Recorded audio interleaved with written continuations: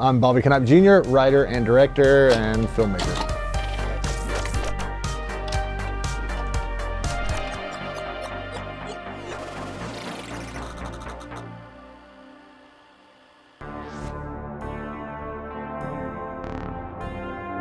I grew up in the video store, like no joke. My mom would drop me off and pay the guy $5 to watch me. So my babysitter was this teenage kid that worked at a video store. My mom had me when she was really young, so not the most responsible, I guess you would say. So she would want to go out to this bar that was in our local area, and right across the road was a gas station that had a video store built in. She popped in there and asked the guy if he wanted to make $5, and she would drop me off at 5 years old at the video store. Horrible parenting choice, but it's worked out because what I would do is I would walk around the video store and just look at video covers. I was watching stuff like Night of the Demons and Nightmare on Elm Street Part 5 and all this stuff at the video store. And every weekend I would just find some new movie that I've never heard of in my entire life. It was pre-internet, so I literally had nothing to go off except for that front cover. I remember specifically being 7 years old and renting Cannibal Campout from John McBride based on the cover, which funny enough, the cover that's not even in the movie. They shot that before they even did the movie. Back then I shot on video. It looks different now. You can tell a difference in quality. It was shot on VHS, stuff like that. But as a kid, I didn't notice that. I just thought, man, this is a movie. And then when I got a little older in high school, I started finding out that these movies were shot super cheap with just a bunch of friends. And I'm like, wow, I think I want to do that. If they can do that, I want my movie on a video store shelf too. The movies that inspired me growing up that made me want to make filmmaking is the movies that I loved in the 80s, like Night of the Demons, in the aforementioned Cannibal Campout. Basically, if it was a group of teenagers in a place and they're getting killed. I loved it. As a kid, I would see these kids and I would see their stereotypes of like the jock and the nerdy kid and the stoner and stuff, and I'm like, okay, how are they gonna die? You know, how is the killer gonna do it? And I would try to guess, like, as a kid, who's gonna die, who's gonna do this, and it was like a personal game of mine. The rest was just me trying to find these big budget movie ideas and make them on a low budget.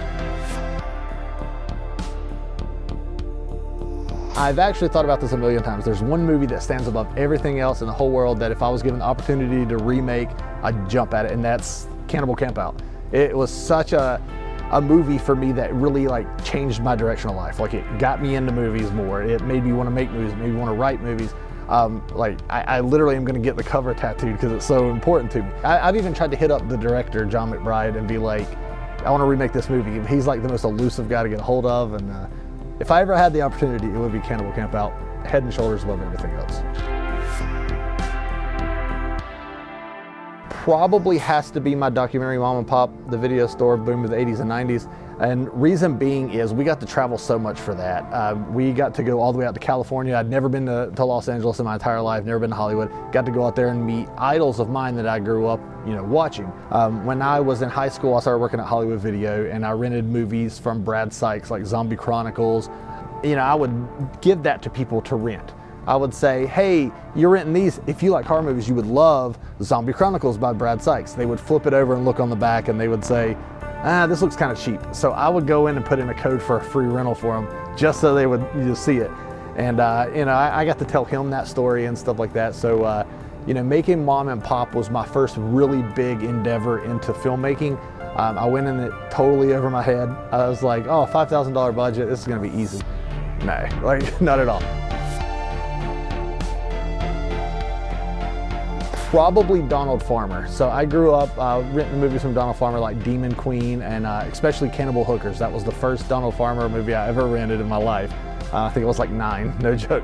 And that cover of Cannibal Hookers just hooked me. And funny enough, it wasn't because of the women. It was literally because there was blood and an axe. And I'm like, oh, this looks cool. And they're cannibals, So really, even before I did Mom and Pop, I had hit up Donald Farmer. So I'm just a big fan, man. If you ever need anything, I'd love to help. So he was doing Shark Exorcist 2. He hit me up, said, do you want to come out and get killed in Shark Exorcist 2? So I was like, that'd be great. I have to check you out in Shark Exorcist 2. Yeah, I'm in it briefly. I get killed and then I'm dead.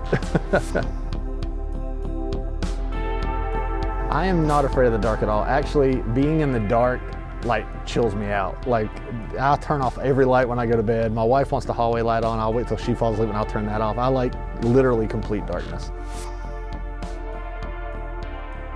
Easily the number one thing that there's no way I can make a movie without is physical paper and pencil. I could have my phone out, I can have my laptop out and type, but for me, I feel like it's not permanently written down unless I write it on a piece of paper. Whether it be my script or sheets of paper, if you see me, I will have a notebook. I will always have scribbled stuff on paper. It's how I remember stuff. I'll know this gets taken care of if it's written on this list. My favorite aspect of the horror community is the community and the positivity and the support that it is, especially in low budget filmmaking, shot on video filmmaking, stuff like that. It's not getting the notice of the mass public. It's not getting the notice of the huge studios. So you really have to have a community. You have to, as a director and a writer, crew or cast or anything, you really have to put your name out there. You have to thank people when they share your stuff, show gratitude, show that you're humble. There's too many people in the filmmaking community that some that think they're better than everybody else or make fun of other people's projects because it's low budget, or maybe they're not using the equipment that you have. Maybe this guy's shooting on an iPhone and you have this really nice camera. They're starting somewhere. The people that are out there supporting it and being humble and being appreciative and being thankful, that's my favorite part of the horror community, because there is a lot of that going on. Definitely energy drinks. I wish it was coffee because I feel like it's cooler to drink coffee. It might come across like a hipster thing, but I think people look way cooler drinking a coffee out of a cool mug than like an energy drink. Coffee doesn't wake me up, man. I don't know what it is, but energy drinks, that sugar hits and it's like I'm wired. I always have those on set, by the way. My newest film is going to be called Grandma. We're filming in March. It's going to be a slasher shot on video film. We're actually shooting on 90s camcorders on analog 8mm tapes. It's a love letter to the films that I grew up watching. The Cannibal Campouts, the 555, the Lunch Meat, those kind of shot on video films that I grew up that I really want to see come back on a bigger scale. Growing up in the South, I'm a big fan of Southern horror. Some people call it redneck horror, hillbilly horror. I love it because my grandparents owned a dairy farm, and I was there when they were milking cows and they had pigs and all this stuff, and the people that came around looked like the people that were in Slaughterhouse and Mountaintop Motel Massacre. I could almost see these movies really happening in real life. So it's always been a soft spot for me, and thought, here's my time.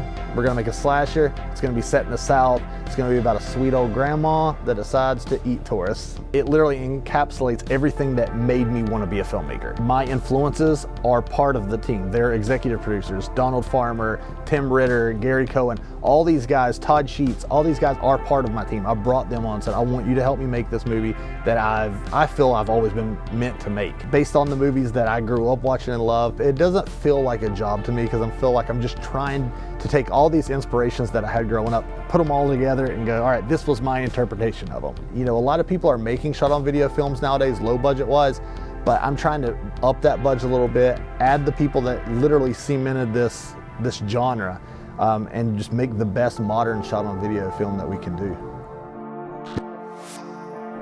Definitely check out Grandma. There's an Indiegogo currently going on through the end of January. We're filming in March, and you guys will be able to see it on video and streaming shortly after that. So by summer, we should have Grandma ready to roll.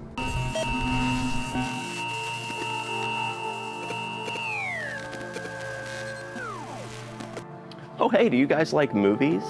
I didn't know that. Well, consider subscribing to the channel. We've got a lot more videos coming, movie reviews and all that. Also, consider donating to VisArt if you can. VisArt's a nonprofit, so all of the money you donate goes towards keeping the lights on in this place. Also, it keeps me fed and happy, because they don't feed me unless you guys donate. Have a good day.